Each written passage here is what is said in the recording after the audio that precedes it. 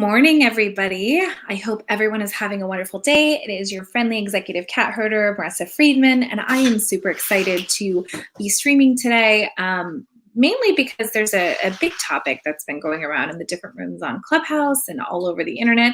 And it's kind of this topic of when you fail down and you get back up, right? And so there's all these different mentalities around what resiliency is. And we were in a room the other day, and it was really funny to hear someone, I won't name names, but she's in her early 20s, and she was talking about how she was the pioneer of resiliency. And for those of you that know me, I am one of those really pragmatic people that's going to be like, really? You invented the topic of resiliency?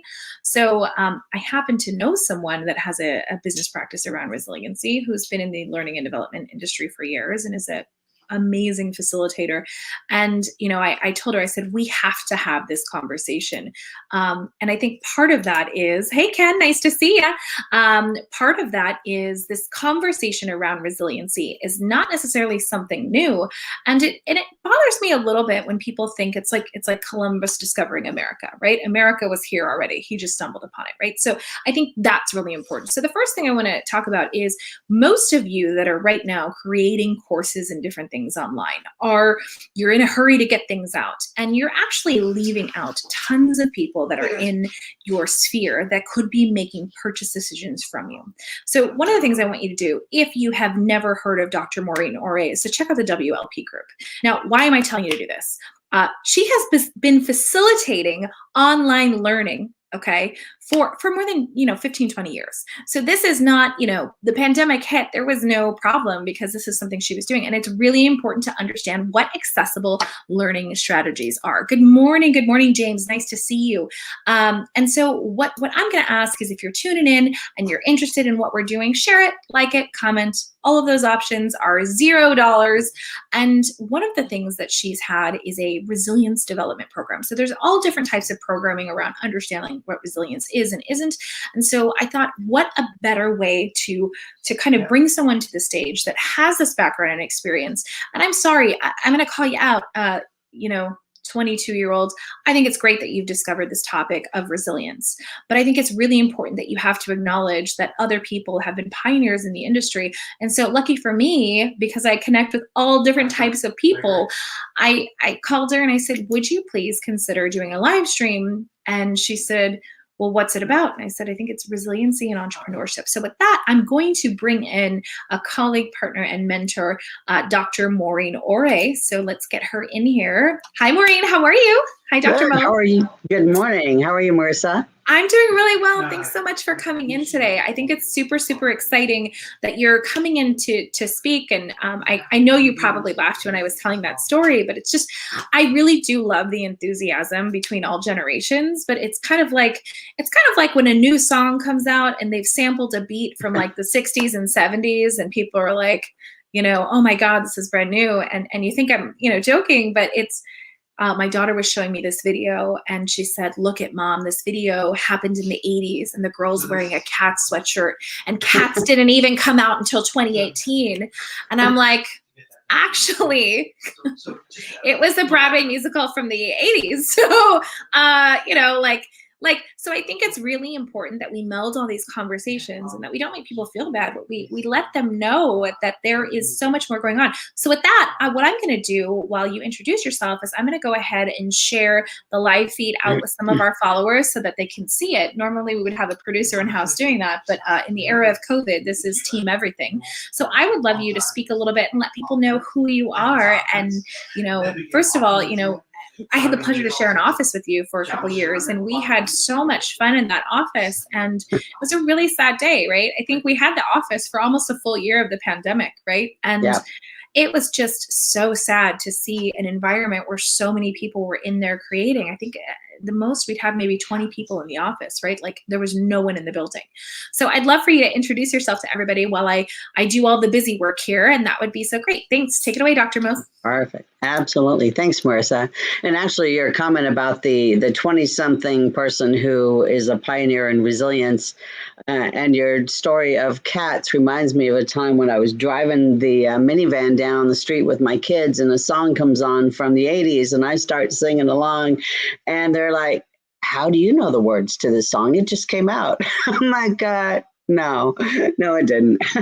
But yeah, what's old is new again, right?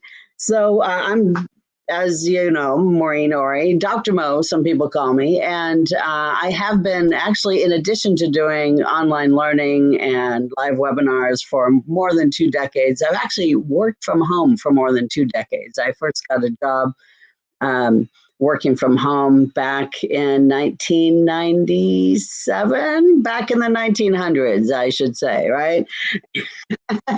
And so this is all very comfortable for me as far as this COVID environment, working from home, doing webinars, live learning, and so forth. And I love facilitating. I love facilitating learning, leadership, opening minds to diversity, equity, and inclusion, and specifically accessibility in the context of DE&I.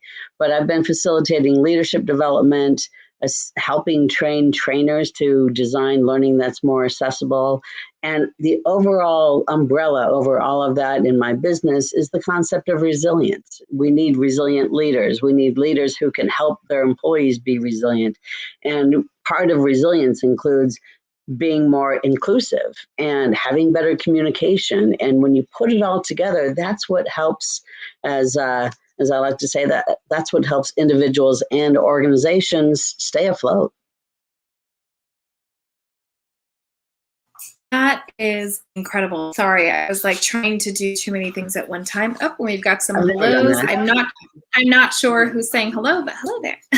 So it's really interesting, the people that are commenting right now. So just point of reference, it's really funny. You would love Ken Joslin. Ken runs a group. He's in real estate, right? He was a former pastor, and he has a group that's called Grow Stack Drive. Now, GSD. You know how much I love that acronym, right? So that's one of the funniest things ever. Oh, look what we've got. We've got someone that knows you, Mo. I wish I knew who this was, but they're definitely letting us know to stay afloat. So I think this is incredible.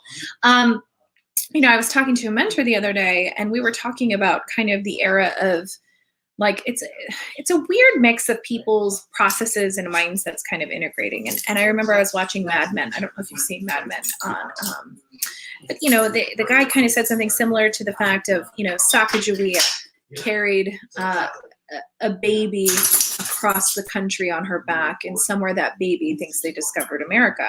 And I think that's kind of what we see in the leadership space.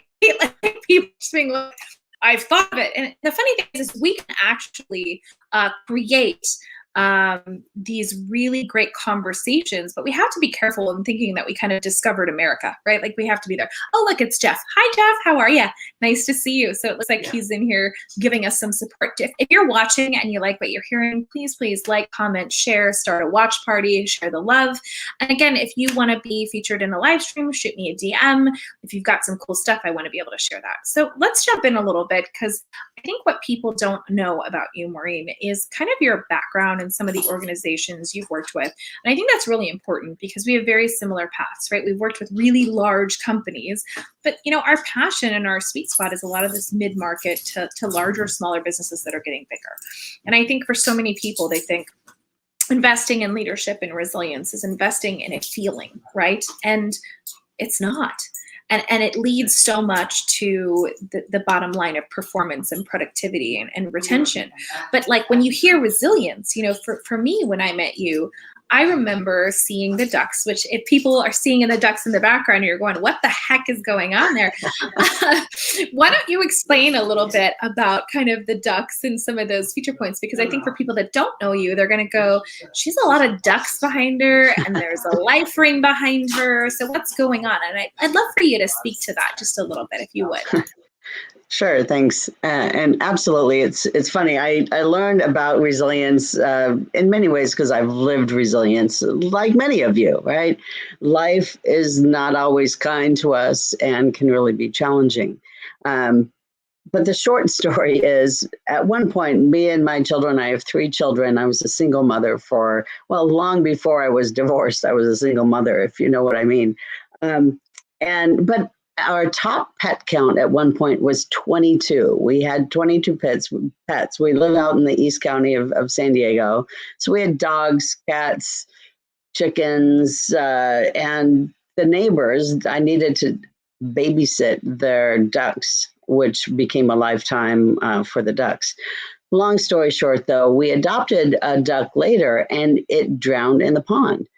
And I thought, I didn't know ducks could drown, right? And so I started this journey of research about how waterfowl stay afloat. How do they get buoyant? And learn so much about the science of resiliency, essentially. What can we learn from nature about how to stay afloat? Why is it that a duck can drown? Ducks aren't hatched waterproof. And so that was one part of the journey. And then I was also wanting to write a book on work-life balance as a single mom. And a book publisher said to me, she said, Maureen, don't write about work-life balance. Everybody's talking about work-life balance. Find something else. And then I had to go back to the drawing board, and I was contemplating, I was thinking, and this duck drowned in our pond out back. And then I thought, there's a lesson there, right? There's so much that we can learn from nature. And so it is about resilience, right? How do we bounce back? How do we stop treading water and start to swim? It's really a sink or swim choice. We can tread water for a long time, but sooner or later, that's going to not get us anywhere. Have you felt that? And we can choose to swim or we can give up and drown. And so I've developed the Stay Afloat model, which actually is kind of based on a life ring and the 6 concepts about resilience that I've pulled from nature. And we have a program that really helps people explore each aspect of resilience and go deep to figure out how can they build their resilience to be more buoyant in life. What do you think? I think that I was able to finally start a watch party on Facebook. So now it's going to be a lot more fun. So, look at this. Look at this amazing, amazing feedback, right? It's really hard to cultivate. So you guys can already see the types of people that are interacting with us. We have a tribe and a community. We respect all different types of leaders and modalities, right? So this isn't about slamming someone young, but it is about an education process. And I think in the space of entrepreneurship, right, where people are trying to create buzz or try to create their authority, it's really important, I feel, a responsibility to bring people that have been at the forefront of these movements who maybe, are newer to live streaming or just like never needed to be on social media because they're busy. And I think Maureen is a great example of someone who has incredible content and has never really, I have to adjust my chair here, has never really needed to do social media. And I kind of told her, I said, listen, I get it, right? Social media for most of us is not like, we don't wake up and we're like, ooh, let's get camera ready and make these backgrounds and hang out. By the way, this is a real background. This isn't like a fake Zoom background, and you've got a real background too. Yeah, this is real. Yeah. But I think that the responsibility they have is to bring incredible voices to the table and to let people know that first of all, this particular individual just maybe has a different perspective on it, and it's kind of like the first time you see in color from black and white, right? Like when you watch in The Wizard of Oz, what a magic moment that was when we were all kids, right? You saw the movie was all in black and white, and suddenly the color. And I had my grandma explain to me that how groundbreaking that was at the time. That pictures, as they called them, were all in black and white. And the idea was a big deal, and how everyone went. She remembers sitting in a theater and people going, oh, right, that feeling. And so I think it's the same for entrepreneurship when someone discovers that. Now, we've talked a little bit about resiliency kind of as a concept and where these different things go. I'd love to talk to you about how it's not an embedded skill, right? So for a lot of people, they are not born resilient, but we have seen, I think you said, statistics around certain types of communities that are a little bit more resilient. Right? So I'd love for you to speak to that, because I think that's really important for people to understand. Like, a lot of people assume, pick yourself up by the bootstraps, right? That's something that I remember my mentor saying. And I'm like, first of all, I don't have bootstraps. This is not a relevant quote. And second, like, okay. And then remembering and asking my parents, like, well, what do I do? And them being very motivational, inspirational, but also talking to friends and realizing there are some cultural aspects to that. And I'd love you to dive into that, because I know that's something that you speak to quite often. Sure, absolutely. And, I was thinking before our live stream this morning that the psychological research about state versus trait, right? State meaning, are you born with this concept, or trait, is it something that you have to develop? And resilience is one of those things that we really aren't necessarily born with. Just like ducks aren't hatched waterproof, right? They have to develop their waterproofing, and we need to develop our resilience. And I think so often people just assume, hey, either I've got it or I don't, and they don't realize it is a quality or a skill or a capacity that they can develop, but they have to be very purposeful about it. One of the analogies in the duck analogy is that ducks actually, once they're an adult duck, develop what's called a preening gland, a sac of oil that they develop. They don't get that till they're an adult. So they have to go from babyhood, like ducklinghood, I guess, up until being an adult. And actually, it's their mother that kind of follows them and takes care of them and preens them. But they put oil on their feathers, not just once, but every feather, every day. They're always applying this oil that helps them stay afloat. And the same thing for resilience for us is that we need to be very purposeful in developing that habit of resilience. And so many people just kind of say, yeah, oh, I'm not very resilient, or I don't bounce back, or I get stuck. I get kind of stuck in the mud and I don't know how to get myself out. Well, it's a skill just like anything else that we need to be purposeful in developing. That's incredible because I think like most people wouldn't look at biomimicry, for example, as a way to kind of build their modality and practice. And I think it's really interesting that you do that, right? There's so many people that like, how do I create something that makes sense? Or that's a really easy example. And that's what I appreciate about what you bring to the table, because there are it's just really, really different and nuanced. And I think so many of us feel that pressure when we don't have it. Not only do we feel the pressure of like, hey, I'm not supposed to, I'm just supposed to know how to pick up all the pieces, right? Me personally, we share a lot of similar values, but I was divorced and trying to figure it out. And you don't know. You just like, okay, what do I do? Everyone's telling me to be resilient and everyone is telling me to jump back and I can't, right? So, which leads us to a couple of fun things. So one of the cool things for those of you that do any volunteer work or leadership in the community, at the time that I had met Dr. Orey, it was really funny. We were introduced by a mutual colleague, and I used to do, and I no longer do it because it was a lot of work, an annual Christmas party.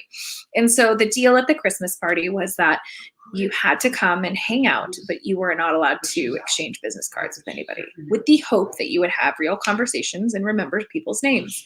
And as a result of that, my colleague brought Maureen. And when we started talking, she was in the middle of working on her dissertation. And correct me, you can definitely correct me if I'm wrong. Once you won dissertation of the year for quantifying the ROI of volunteer leadership. Is that correct?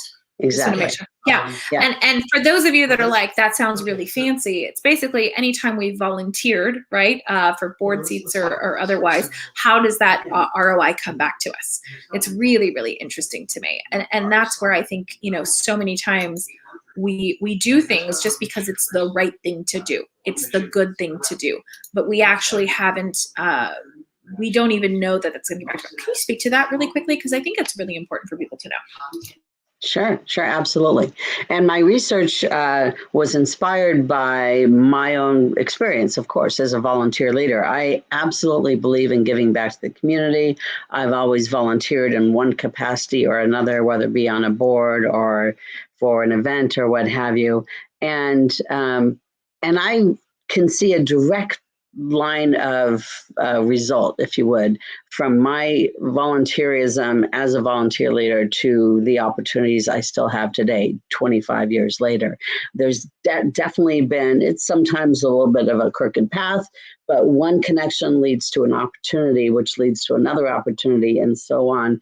And, you find yourself 20, 25 years later at a place that you couldn't have imagined, but it came from that spirit of giving of yourself, of volunteerism. And I knew that I had that personal experience of a great ROI. I mean, I probably could put millions of dollars directly related to that one volunteer position I had back in the, mid 90s. And I was curious. I didn't think I was unique in that situation, but I was curious to say, first of all, what is that ROI, if you could measure it, and what else, right? So it's interesting that yes, the results came back that there was a 243% ROI for, and this was looking at 1 year of volunteer leadership for a particular group of individuals. And there's more, right? Because then there's the soft skills that people develop in their volunteerism, whether it be, I now can manage a team. I've had some hard conversations. I've managed a diverse team and understand how to navigate some of the diversity and equity and inclusion conversations. Sometimes they say, I've had to develop a year of programming or do marketing or manage a budget or develop a strategic plan for an organization. There's so many skills that come from that people can apply to their lives and to their careers and perhaps even to their home life. But it's interesting to look at the ROI of volunteer leadership is not just about money. It's really also about the skills and the relationships. I had one person who said that while she was a president of a particular nonprofit organization, her husband committed suicide. And it was a tragic experience for her, but she also said that community of people rallied around and supported her and helped her get through that first year after she lost her husband. And how can you put a dollar figure on that, right? You can't, but it was the value of community and connection that she got through that volunteer experience. And I think that so many times, there's all these different books that came out, right? That, you get ahead by giving back, and it talks about the power of that. But I think someone taking the time to say, like, here's the ROI on it is very fascinating, because I think a lot of us are in volunteer leadership roles. There was a period of time where I was like on 4 or 5 boards. And then I kind of took a step back in 2019 because it was like, I actually have to run a business, right? And so when COVID hit, I think so many of us were trying to figure out, right, part of a significant portion of my business went away overnight, right? There was no traveling, there was no live events. And so I got to think about, what are the things that I like to do? What are the things that people know me for? And I think one of the things people know me for is when someone comes and they said, oh, this person has this program, but, do you know if that's really, are they the people that coined this, or, are they adding on? And when I was sitting, what's really fascinating about some of these new platforms that are emerging, they would never have worked at any other time. So, and when you think about that, right, when people staying home, there was never another period of time where this was going to work. And so when you have a ton of people that are, kind of, posturing or just trying to go after their own little land grab, if you will, what we see is that, there's a tendency to overstate their knowledge based on, a limited cross-section of information. And so the goal that I'm trying to get across to people is, first and foremost, when I met you, I think we all should Google stock people that we partner with, right? I think I have this idea of a date to marry strategy. And part of that is, in business, I don't think enough people date. I don't think enough people are, getting to know each other or getting that information. And Maureen was there for me, right? I went through a really horrible business partnership situation. And it was because I believed all the great empowerment and all the words, and I didn't ask the right questions. And so now I really take the time to get to know people. But, that brings me to something that I thought was really cool, which is we were in the office and we were chatting about cool things that Dr. Maureen could do. By the way, if you're watching this live stream, I'm saying hello. I see a couple people there, and we've got it on Instagram too.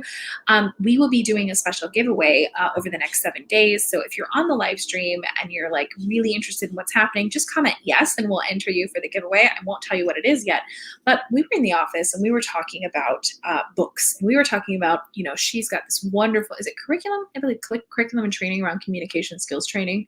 And that's what the association, I'm going to mess up the acronym. Talent development. Talent development. So, and the Association of Talent Development has some incredible resources. But Maureen, literally, when you say who's training, it's like, there's the training, the date when the training was created, right? When we talk about diversity and inclusion, you can go there and it's like, this is the date more than X amount of years ago, right?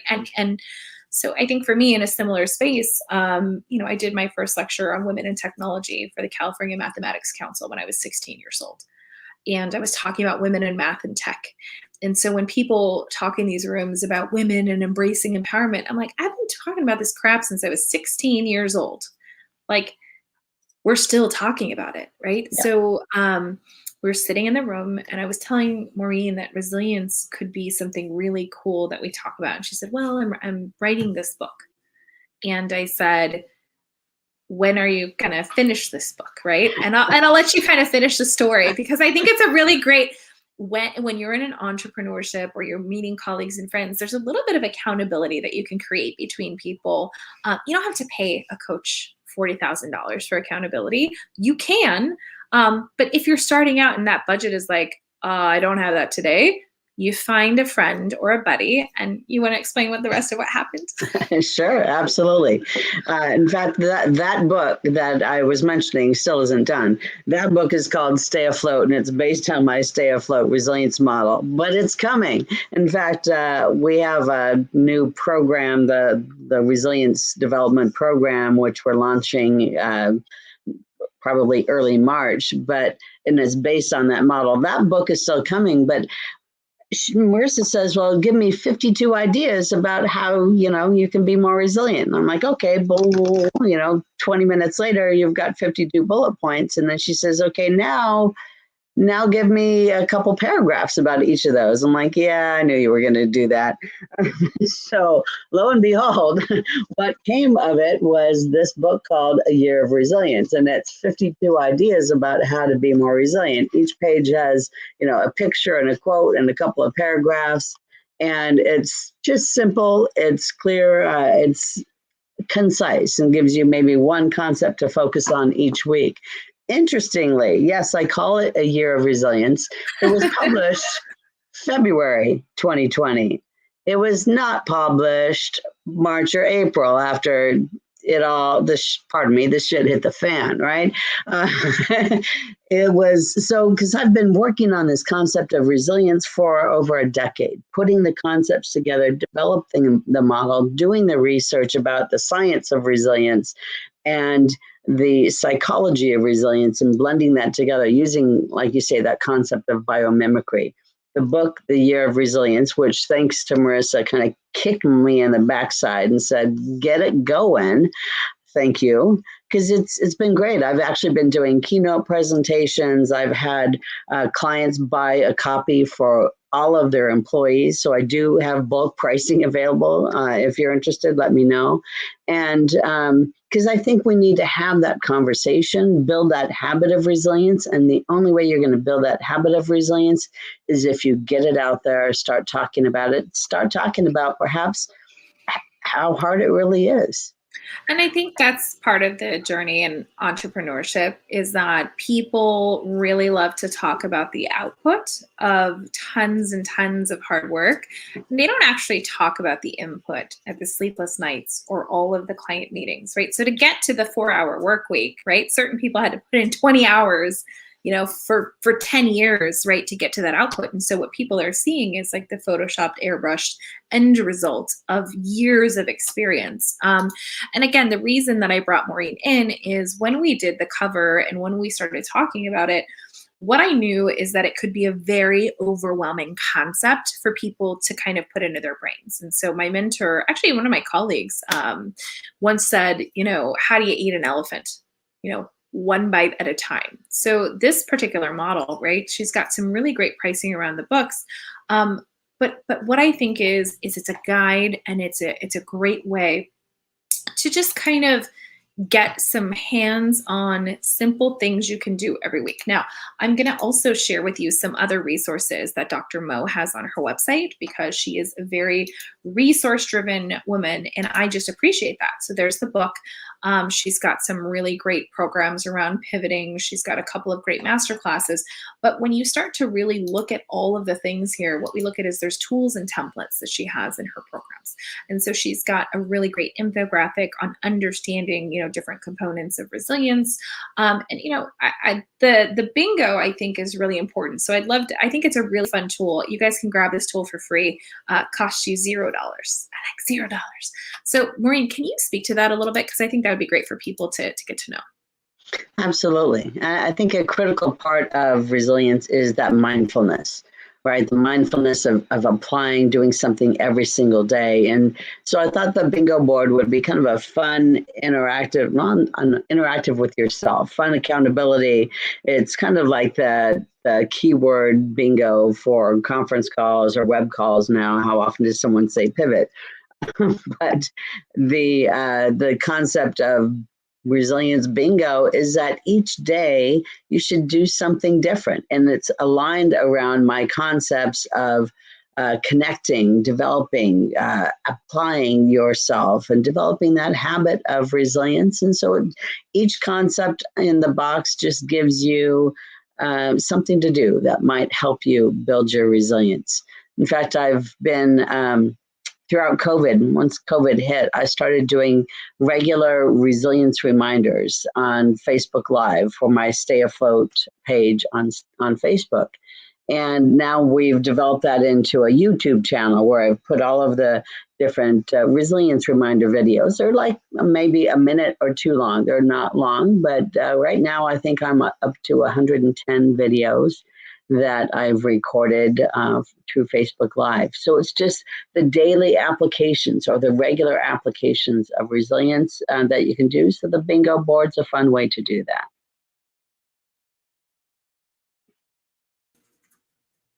There I am. I like it.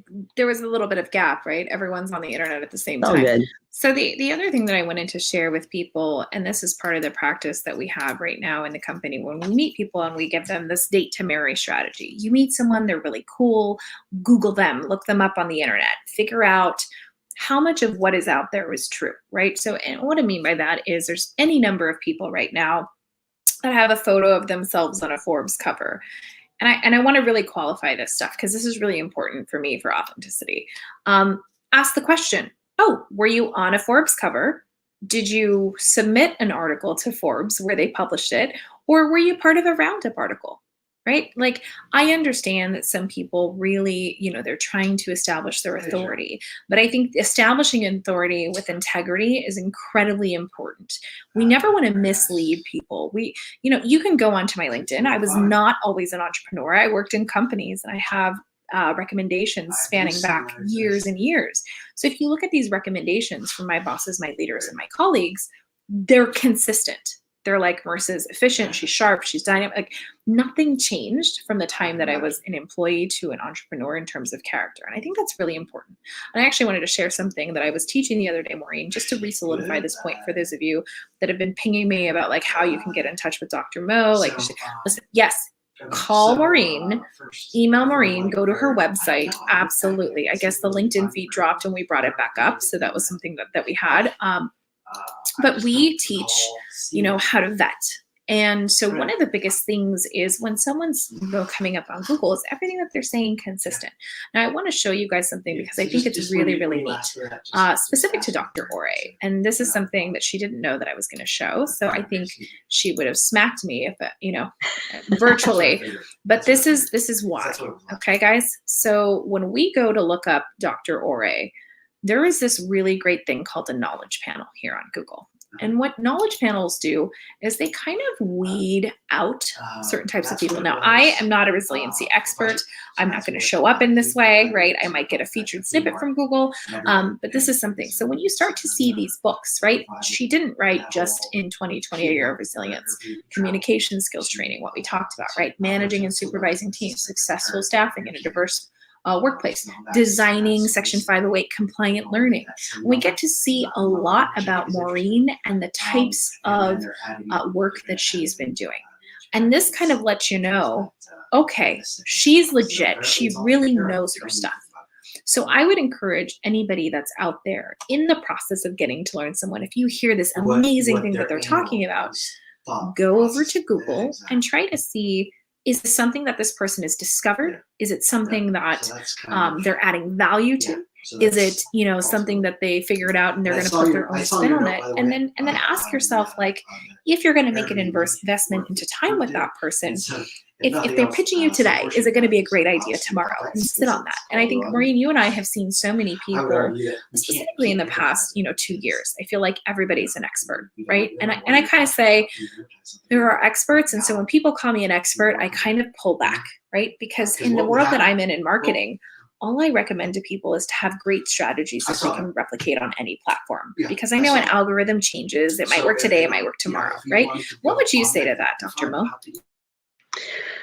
Yeah, absolutely. Having different strategies, being able to be agile in their thinking and their strategies, and not so, I guess it's the debate in entrepreneurship, right? Should you be laser focused, or should you be the jack of all trades in your industry? And, and I look at people development, for example, and I have a few topics that go towards people development, but really being able to know how you show up. Like, how do you show up on one channel on Facebook, for example, might be different than how you show up on LinkedIn or Instagram. And I'm not necessarily great at any of them, because sometimes I'd rather just pour a glass of wine and sit on the back of my boat and watch the sunset. Yeah. So that's the challenge for me. Maybe it's a boomer thing, I don't know. But I think being able to at least be open to new opportunities, new ways you can present yourself, having a strategy that that's consistent, I think is what's important. Yeah. And I think, you're touching on so many things that resonate with so many people. And I think the boomer, like, here's the thing, every generation has their new thing, right? Like, every generation thinks the generations before them sucked, right? You can see this kind of with Gen Z thinking they've invented everything. But millennials did that too. Gen X's did that too, right? Boomers did that. The maturists did that. And so when we look at all of it together, all we have to remember is, number one, creating community starts with, what do you want? Who do you want to be at your table, right? For me, I seek out and I connect with people that are the same and different as me. So even though if you saw Dr. Mo and I out, you would go like, how are those two people friends, right? We have a lot of similarities in background, divorces, kids, being single moms, feeling disrespected at work and creating our own legacies for our families, I think is a really important thing that we share. But we also have a mutual respect to challenge one another. And I encourage all of you out there, if you don't have someone that challenges you to be better, or challenges something or limited thinking that you have, find a buddy, right? I put in touch here, if you want an invite to our group, we're going to go ahead and leave this live stream up for the next 7 days. Comment invite. We'll get you into our Facebook group. It's free. We just have a little bit more in-depth conversations. We do free workshops. We don't do any pitching or selling, but everyone gets an opportunity to self-promote once a week. So I think that's a fun space for people to come hang out. You met Maureen, you learned about the WLP Group, you learned about resilience and staying afloat, and you've learned as an entrepreneur that sometimes you need to be accountable to somebody else other than yourself, right? And I think that's the biggest thing. And I just want to thank Dr. Orey for being up for the challenge here. I know that, I said a week ago, I said, I'd really, really like to do a live stream. And she said, well, about what? And I said, well, like entrepreneurship and resiliency. And she goes, okay. And I heard the hesitancy in her voice to do it. And I'm like, get over it, right? I think it's like something like that. I was like, get over it. We're going to do it. And part of that is embracing that is not, comfortable to us. And again, my mission today was to share with you an expert in resiliency, Dr. Maureen Orey, who I fondly call Dr. Mo. If you like what she said, if you want to learn more about what she's doing, look at the bottom scroll here. It is WLPgroup.com. She also has her book, A Year of Resilience. It is up in the right-hand corner, and it'll be in the comments when we repost, reshare. Make sure to connect with her. And again, if you liked what she had to say, like, share, comment, share this with your networks. We'll send you a link that you can put in your email blast as content. I think it's really important that we elevate voices and we come together as different generations and different different modalities of thought to really create a really complete ecosystem of information. So with that, Maureen, any final words? No, just thank you so much, Marissa. It's always good to spend time with you. I miss our time in our office together. I absolutely do. And I appreciate your leadership, your inspiration, and appreciate the time to spend with you this morning. Thank you. Awesome. Well, with that, guys, we're going to go ahead and cut out. Everyone have a great and productive day. It's Wednesday. Get ready to crush. Bye. Bye.